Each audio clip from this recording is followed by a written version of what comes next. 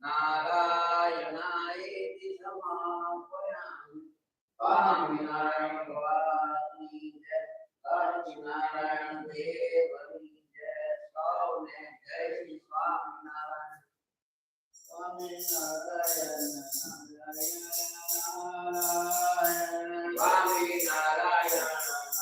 નારાયણ નારાયણ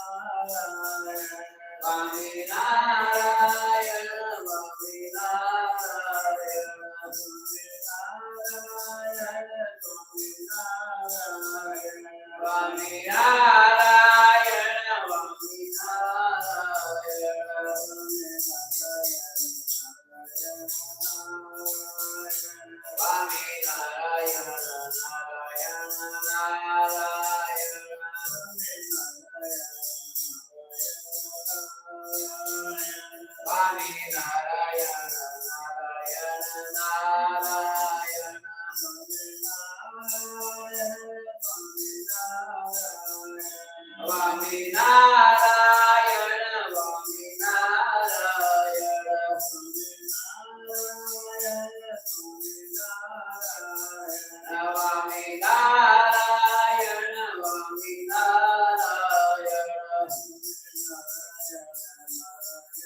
નારાયણ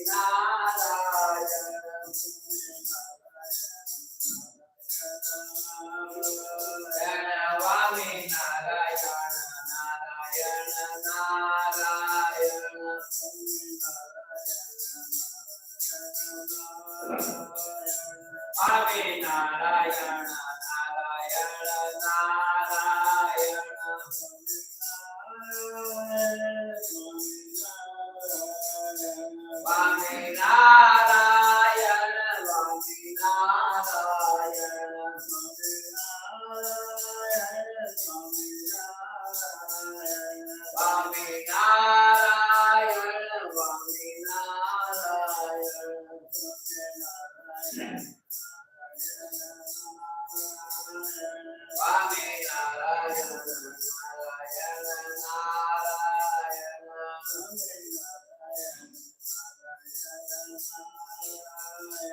સ્વામિનારાયણ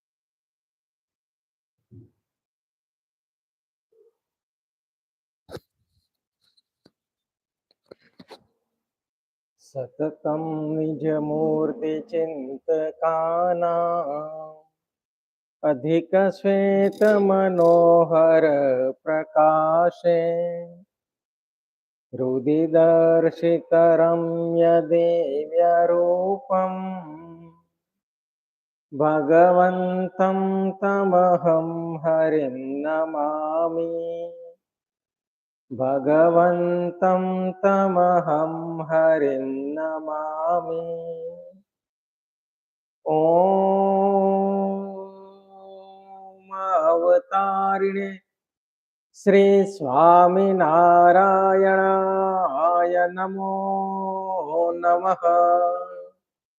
ॐ श्री हरिकृष्णाय नमो નમઃ. ઓમ શ્રી ઘનશ્યામાય નમો નમઃ.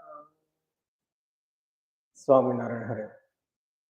આજે તારીખ 19/2/2026 વિક્રમ સંવત 2082 ફાગણ સુદ બીજ ગુરુવાર. આજે શ્રી સ્વામિનારાયણ મંદિર ખંભાત જરાડવા માંડવી વિક્રમ સંવત 1915 સિલકુવા મધ્યપ્રદેશ રામપુરા સુરત તથા ભુજ શ્રી હરિકૃષ્ણ મહારાજ વિક્રમ સંવત 1923 દેવોનો પાઠોત્સવ. સાથે સાથે આજે શ્રી છત્રપતિ શિવાજી જયંતિ તથા શ્રી રામકૃષ્ણ પરમહંસ જયંતિ પણ છે. વચનાવ્રત ગઢડા અંત્ય પ્રકરણનું ચોથું આપણે શરૂ કરવાનું છે.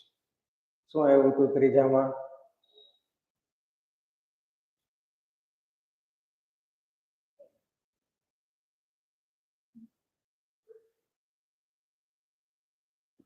દયા અને સ્નેહની વાત હતી.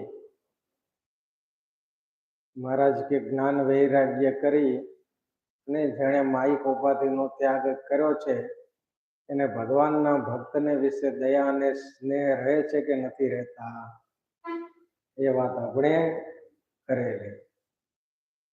ગરડા અંત્ય પ્રકરણનું ચોથું. આમ તો આપણે કઈ કથા કરવાની જરૂર નથી, તો યાદ રહે નહીં. ખોટી કથા કરી શું કરવાનું? અમારે ખોટું મોઢું દુખવાનું ને ખોટે ખોટું આપણે તો ભૂલી જ જવાનું. બેઠા એવા બેઠા, પછી પૂરું. જય સ્વામિનારાયણ. એ કથા કરીને કરવાનું શું? ખોટે ખોટી આપણે ઉતારવાનું તો છે નહીં જીવનમાં કાંઈ. આપણે સુધરવાનું છે નહીં. આપણે તો જેમ રહીએ છીએ એમ જ રહેવાનું. અઠે દ્વારકા, બરાબર ને? ખોટે ખોટી કથા કરીએ છીએ. હે ઓલું કે ને મચ્છુનો પાણો કોરો ને કોરો. પાણી લાગે જ નહીં. ગમે એટલો વરસાદ આવે તો એમાં પાણી ચડે નહીં. સ્વામિનારાયણ હરે. સંવત 1883 શ્રાવણ સુધી તૃતીયાને દિવસ સ્વામી શ્રી સહજાનંદજી મહારાજ શ્રી ગઢડા મધ્યે દાદા ખાચરના દરબારમાં પોતાને ઉતારે મેળીની ઓસરી ઉપર ગાદી તજ્ઞા બિછાવીને ઉત્તરાદે મુખારવિંદે વિરાજમાન હતા અને સર્વે શ્વેત વસ્ત્ર ધારણ કર્યા હતા અને પોતાના મુખારવિંદની આગળ મુનિ તથા દેશ દેશના હરિભક્તની સભા ભરાઈને બેઠી હતી. પછી શ્રીજી મહારાજ બોલ્યા, જે ભગવાનનો ભક્ત હોય ને જ્ઞાન વૈરાગ્ય યુક્ત હોય ને વિચારને બળે કરીને પોતાને બંધન કરે એવી જે માયિક પદાર્થમાં પ્રીતિ તેને ટાળી નાખી હોય, તો પણ એ ભક્તને જ્યાં સુધી નિર્વિકલ્પ સમાધિ થાય નહીં ત્યાં સુધી બાધિતાનો વૃત્તિ રહી જાય છે. તેણે કરી અને વિચારમાં એમ રહે છે, જે રખે મારે મા બાપ, સ્ત્રી, છોકરા, દ્રવ્ય, કુટુંબ, દેહ, ગેર એમને વિશે પ્રીતિ રહી ગઈ હોય નહીં એમ ભૂતો રહે છે. જેમ કોઈ સુરવીર પુરુષ હોય, તેણે પોતાના સર્વે શત્રુ મારી નાખ્યા હોય, તો પણ તે મરેલા શત્રુ થકી પણ ક્યારેક બી જાય છે તથા સ્વપ્નમાં તે શત્રુને દેખે ત્યારે બી જાય છે. તેમ તે જ્ઞાની ભક્તને પણ જે પદાર્થ અંતરમાંથી જૂઠો કરી નાખ્યો ને તેમાંથી પ્રીતિ તોડી નાખી છે, તો પણ બાધિતાનો વૃત્તિ કરીને અંતરમાં માયિક પદાર્થના બંધન થકી બીક લાગે છે અથવા ધન કલત્રાદિક પદાર્થને કોઈક સમયે સ્મૃતિ થઈ આવે છે ત્યારે મનમાં બી જવાય છે, જે રખે મને બંધન કરે એવી રીતે જે પદાર્થ અંતરમાંથી અસત્ય કરી નાખ્યા છે તે પદાર્થની સ્મૃતિ થઈ આવે તેને બાધિતાનું વૃત્તિ કહીએ. તે બાધિતાનું વૃત્તિ જ્યારે નિર્વિકલ્પ સમાધિ થાય ત્યારે નાશ થાય છે ને પુરુષને ખાધા પીધાની તથા દિવસ રાત્રિની તથા સુખ દુઃખની કશી ખબર રહેતી નથી. અને જ્યારે નિર્વિકલ્પ સમાધિમાંથી બારણે નિસરીને સવિકલ્પ સમાધિમાં વર્તે ત્યારે તો બાધિતાનું વૃત્તિ રહે કરી. માટે તે હરિભક્તને તાવ આવે અથવા દેહ પડવાનો સમય થાય ત્યારે બાધિતાનું વૃત્તિને યોગ્ય કરી અને ભગવાન વિના બીજા પદાર્થની પણ ક્યારેક સ્મૃતિ થઈ આવે અને તે સમયમાં જે બોલાય તે પણ બરિયા જેવું બોલાય અને ઓય બાપ ઓય માં એવા વચન પણ બોલાય ત્યારે જે આ બાધિતાનું વૃત્તિના મર્મને ન સમજતો હોય તેના હૃદયમાં તે હરિભક્તનો અવગુણ આવી જાય. જે આ ભગવાનનો ભક્ત કહેવાતો હતો અને અંતકાળે આમ કેમ બદલે છે, એવો જે અવગુણ લેવાય છે તે બાધિતાનું વૃત્તિનો મર્મ જાણ્યા વિના લેવાય છે. અને આ સંસારમાં કેટલાક પાપી મનુષ્ય હોય ને તે અંત સમયે બોલતા ચાલતા ખબરદાર થકા દેહ મેલે છે, અથવા કોઈક સિપાહીને રજપૂત હોય ને તેને શરીરમાં ઘા વાગે એટલે ખબરદાર થકા અને બોલતા ચાલતા મળી જાય છે. માટે ભગવાનથી વિમુખ હોય ને તે ખબરદાર થતો દેહ મૂકે તો પણ શું તેનું કલ્યાણ થાય છે? તેનો તો નરકમાં જ નિવાસ થાય છે. અને ભગવાનનો ભક્ત હોય તે ભગવાનનું નામ સ્મરણ કરતો થતો દેહ મૂકે અથવા બાધિતાનું વૃત્તિને યોગ્ય કરી અને બેશુદ્ધ થઈ અને દેહ મૂકે તો પણ એ ભગવાનનો ભક્ત ભગવાનના ચરણારવિંદને જ પામે છે. સહજાનંદ સ્વામી મહારાજની જય. સંવત 1883 શ્રાવણ સુધી તૃતીયાનો દિવસ છે. મહારાજ શ્રી ગઢડા મધ્ય દાદા ખાચરના દરબારમાં પોતાને ઉત્તરે મેળીની ઓસરી ઉપર ગાદી તકિયા બિછાવી અને ઉત્તરાદે મુખારવિંદે વિરાજમાન છે. સર્વે શ્વેત વસ્ત્ર ધારણ કર્યા છે અને પોતાના મુખારવિંદની આગળ મુનિ તથા દેશ દેશના હરિભક્તની સભા ભરાઈને બેઠેલી.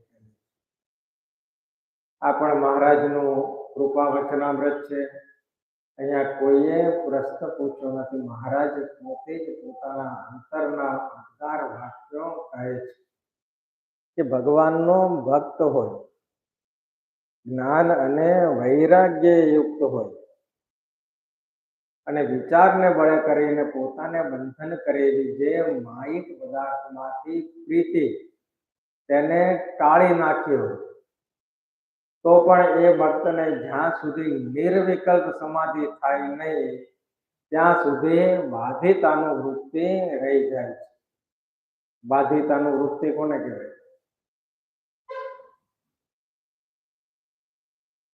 બાધિતાનું વૃત્તિ કોને કહેવાય?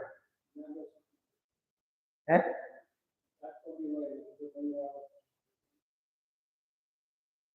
અંતરમાંથી નાશ થઈ ગયેલી વાસનાની અનુવૃત્તિ, એનું સ્મરણ. અંતરમાંથી વાસના બધી નાશ થઈ ગઈ છે પણ તોય એની સ્મૃતિ, એનું જે સ્મરણ થઈ આવે. જેમ વાસણમાંથી સુગંધી અથવા દુર્ગંધી પદાર્થ આપણે લઈ લઈએ તો એ વાસણમાં એની આવે ને સુગંધ દુર્ગંધ કે ના આવે? બેસી જાય ને એમ. એટલે એની સુગંધ અથવા દુર્ગંધ રહે છે. એમ કે વાસના તો નાશ થઈ ગઈ છે પણ તોય ઓલી સ્મૃતિ થઈ આવે. પૂર્વાશ્રમના સંબંધીની ક્યારેક સ્મૃતિ થઈ આવે કે ક્યારેક કોઈ માયિક પદાર્થની સ્મૃતિ થઈ આવે.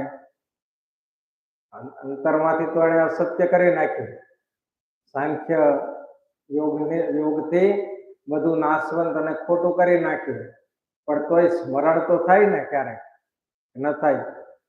મહારાજ કે અમને આ સાથળમાં ખાપો વાગ્યો છે, જયારે અમે જોઈએ ત્યારે અમને ખાપા તલાવડી સાંભળી આવે છે. સાંભળી આવે ને? ક્યારેક એની સ્મૃતિ થઈ આવે. અંતરમાંથી એને અસત્ય કરી નાખ્યું છે, નાશ કરી નાખ્યું છે પણ ક્યારેક એનું જે સ્મરણ થાય છે, એની જે સ્મૃતિ થાય છે, બાધિતાનું વૃત્તિ છે.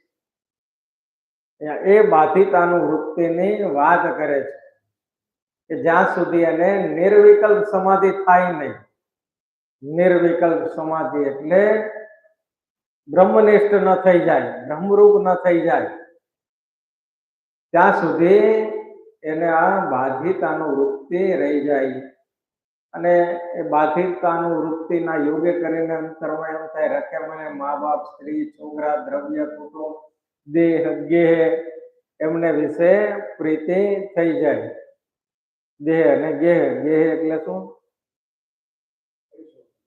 ઘર. દેહ અને ગેહ એટલે પોતાનું ઘર, ઘરમાં હોય ને વાસના કે ન હોય? હા, હારું નહીં ઝૂંપડું હોય તો વાસના હોય, હારા ઘરને તો કઈ વાત છે એને, એમાં તો હોય જ. આ તો ઝૂંપડા જેવું હોય, હાવ તૂટેલું, તેડ પડે ગયેલું, આજ પડવું કાલ પડવું થતું હોય તો એમાંથી નહીં નીકળતું જીવમાંથી મારું ઘર છે, થાય ને? દેશમાં હોય એવું ઝૂંપડા જેવું ઘર તોય જાય ને 5 વાર વર્ષમાં જોવા માટે કે કેવું છે મકાન, જોયા આવું તો ખરો. એટલે દેહ ગે એમને વિશે પ્રીતિ રહી ગઈ હોય ની એમ બીતો રહે છે કે એનું મને જો સ્મરણ થશે કે એમાં જો મને આસક્તિ રહી જશે તો મારે પાછું જન્મ ધરવો પડશે. બીક લાગે ને, મુમુક્ષુને બીક લાગે, બાકી કઈ આપણે કઈ એનાથી બીવાની જરૂર નથી કે આપણે તો પાછું આવવાનું નક્કી જ કરી લીધું છે એટલે આપણે કઈ એમાંથી બીવાની જરૂર નથી. આપણે નક્કી કર્યું આપણે પાછું આવવું જ છે, એ સારું જ છે ને, નવસારી ક્યાં ખરાબ છે? એટલે આપણે કઈ કોને બીવાની જરૂર? મુમુક્ષુ હોય ને, જેને આને આ દેહ અક્ષરધામમાં જવું છે એને બીવાની જરૂર, બાકી આપણે તો કઈ આવી બીક લાગે, બરાબર ને? હા, તો શું જીવ મરતો નથી, દેહ ના કઈ તૂટા નથી. મહારાજે આટલી બધી 84 લાખ યોની બનાવી જ છે તો પછી આટલા જન્મ સુધી તો આટા માર્યા છે, ફરી એક ચક્કર વધારે, એમાં શું છે? બરાબર ને? આટલા તો આટા મારીને આવ્યા છીએ આપણે. વિરાટ નારાયણના 50 વર્ષને દોઢ થઈ, આપણે કઈ થાક્યા છીએ નહીં હજી? લાગ્યો કોઈને થાક? આટા મારી મારીને નથી લાગ્યો હજી આપણને થાક. પાછું આવવું જવું એમાં શું છે? એક આંટો મારી આવવો પાછા 84 લાખ યોનીમાં, બધી જગ્યાએ જન્મ ધરી લેવા, વાસનાઓ પૂરી કરવી. એટલે આ તો મુમુક્ષુ એમ બીતો રહે છે. મહારાજ કે મહારાજ એક દ્રષ્ટાંત આપે છે, જેમ સુરવીર પુરુષ હોય એને પોતાના સર્વ શત્રુ મારી નાખ્યા હોય તો પણ મરેલા શત્રુ થકી ક્યારેક બી જાય છે. રણ સંગ્રામમાં બધા મરેલા હોય એની વચ્ચે નીકળે તો એને એમ થાય ને કે હમણાં આમાંથી કોઈ ઉભો થઈને મારશે તો, એને ખબર છે બધા મરી જ ગયા છે, મારવાના નથી, પણ તોય અંતરમાં બીક લાગે કે હમણાં આમાંથી કોઈ ઉભો થઈને મારશે તો, ઘા કરશે તો, એમ બી જાય છે. તેમ જ્ઞાની ભક્તને પણ જે પદાર્થ અંતરમાંથી જૂઠું કરી નાખ્યું. કોની વાત છે? જ્ઞાની ભક્તની વાત છે. કે જ્ઞાની ભક્તને પણ જે પદાર્થ અંતરમાંથી જૂઠું કરી નાખ્યું છે તેમાંથી પ્રીતિ તોડી નાખી છે, તો પણ બાધિતાનું વૃત્તિએ કરીને અંતરમાં માયિક પદાર્થના બંધન થકી બીક લાગે છે. અથવા તો ધન કલત્રાદિક, ધન એટલે પૈસો અને કલત્ર એટલે પત્ની, ધન કલત્રાદિક પદાર્થને કોઈક સમયે સ્મૃતિ થઈ આવે ત્યારે મનમાં બી જવાય છે જે રખે મને બંધન કરે. એવી રીતે જે પદાર્થ અંતરમાંથી અસત્ય કરી નાખ્યા છે તે પદાર્થની સ્મૃતિ થઈ આવે તેને મહારાજ કહે કે બાધિતાનુવૃત્તિ કહીએ. અંતરમાં તો એને છે જ નહીં વાસના, અંતરથી તો એકદમ શુદ્ધ છે, એનું અંતઃકરણ નિર્વિકાર થઈ ગયું છે, પણ આ બાધિતાનું વૃત્તિના યોગે કરીને ક્યારેક એને સ્મૃતિ થઈ આવે છે. એ બાધિતાનું વૃત્તિ જ્યારે નિર્વિકલ્પ સમાધિ થાય ત્યારે નાશ થાય છે અને એ પુરુષને ખાધા પીધાની તથા દિવસ રાત્રિની સુખ દુઃખની કશી ખબર રહેતી નથી. અને જ્યારે નિર્વિકલ્પ સમાધિથી બહારને નિસરે કે બહાર આવે સમાધિમાંથી અને સવિકલ્પ સમાધિમાં વર્તે ત્યારે બાધિતાનું વૃત્તિ રહે. જ્યાં સુધી સમાધિમાં છે ત્યાં સુધી એને બાધિતાનું વૃત્તિ રહેતી નથી, પણ જેવો નિર્વિકલ્પ સમાધિમાંથી બહાર આવી અને સવિકલ્પ સમાધિમાં વર્તે ત્યારે મહારાજ કે આ બાધિતાનું વૃત્તિ રહે ખરી. માટે તે હરિભક્તને તાવ આવે અથવા દેહ પડવાનો સમય થાય ત્યારે બાધિતાનું વૃત્તિને યોગ્ય કરીને ભગવાન વિના બીજા પદાર્થની પણ ક્યારેક સ્મૃતિ થઈ આવે. હવે આવી રીતે સ્મૃતિ થઈ આવે અને એ સમયમાં જે બોલાય તે પણ બરેલા જેવું બોલાય. કેવું? બબડવું. ઘણા બબડે નહીં, અંત સમય આવે એટલે ઘણા બબડે, હા, બકવા ઉપડે એને અંત સમય આવે, કેમ કે શું એની સામે એને ઘટમાળ હોય. આપણે આખા જીવન પર્યંત જે કાંઈ કર્મ કર્યા હોય એ કર્મની ઘટમાળ એની સામે એને દેખાતી હોય એટલે એ બબડ્યા કરે. કાં તો એને યમના દૂત દેખાય, જો ભક્ત ન હોય તો એને યમના દૂતો દેખાય. યમના દૂતો દેખાય એટલે શું થાય? એટલે ત્યારે આવું બરલ્યા કરે, બબડ્યા કરે. એમ ભગવાનના ભક્તને પણ બાધિતાનું વૃત્તિના યોગે કરીને આવું બબડાય. કદાચ એને સ્ફૂર્તિ થઈ આવી હોય કોઈ અંત સમયે, કોઈ દેહના સંબંધીની ધન કલત્રાદિકની સ્ફૂર્તિ થઈ આવે તો એવું બબડ્યા કરે, એમ બરલ્યા કરે. અને ઓય બાપ ઓય માં એવા વચન પણ બોલાય. એટલે આવું બોલે એટલે મહારાજ કે બાધિતાનું વૃત્તિના મર્મને ન સમજતો હોય તેના હૃદયમાં હરિભક્તનો અવગુણ આવી જાય છે ને. બાધિતાનું વૃત્તિના મર્મને ન સમજે અને શું થાય કે આ તો મોટો ભગવાનનો ભક્ત કહેવાતો હતો તો એને કેટલી વાસના છે, જુઓ અવગુણ આવે એમ કે બહુ મોટો ભગતડો થઈ ગયો હતો તો આ જો અંતકાળે તો આમ બરલે છે, તો બગડે છે, થાય ને એવું. પણ બાધિતાનું વૃત્તિના મર્મને ન જાણતો હોય, ત્યાં તો બાધિતાનું વૃત્તિના યોગે કરીને એને કઈક સ્મરણ થઈ આવ્યું એટલે એ બોલે છે. તેને અવગુણ આવી જાય છે. આ ભગવાનનો ભક્ત કહેવાતો હતો ને અંતકાળે કેમ આમ બરલે છે, એવો અવગુણ લેવાય છે. બાધિતાનું વૃત્તિનું મર્મ જાણ્યા વિના લેવાય છે. અને આ સંસારમાં કેટલાક પાપી મનુષ્ય હોય ને અંત સમય બોલતા ચાલતા ખબરદાર થતા દેહ મૂકે. એ વખતે તો 3 અવસ્થાનું પણ કારણ હોય. જાગ્રત, સ્વપ્ન અને સુષુપ્તિ, આ 3 અવસ્થા પણ એમાં કારણભૂત છે. ભલે ને પાપી છે પણ જો અંત સમયે જાગ્રત અવસ્થા વર્તતી હોય તો એ બોલતો ચાલતો દેહ મૂકે. એનો અર્થ શું? કે ધામમાં ગયો.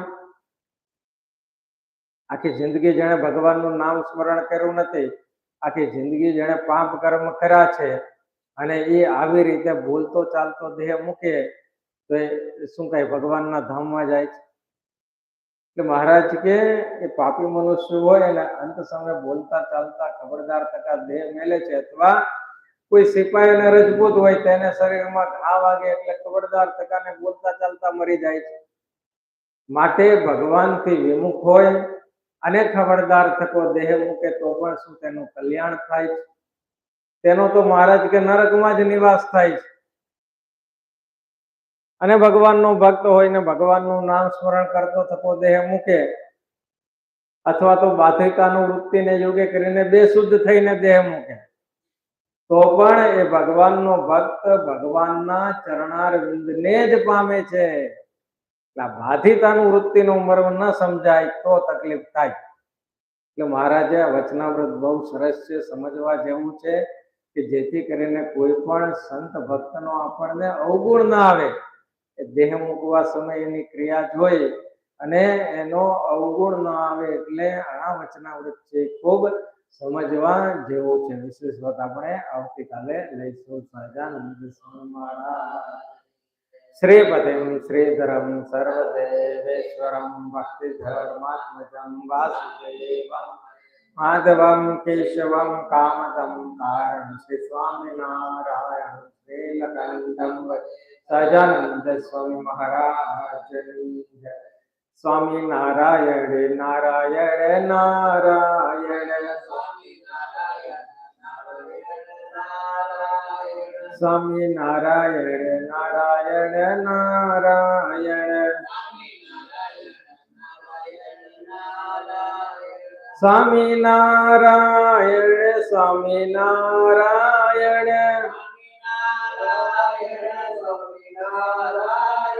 સ્વામી નારાયણ સ્વામી નારાયણ સ્વામી નારાયણ નારાયણ નારાયણ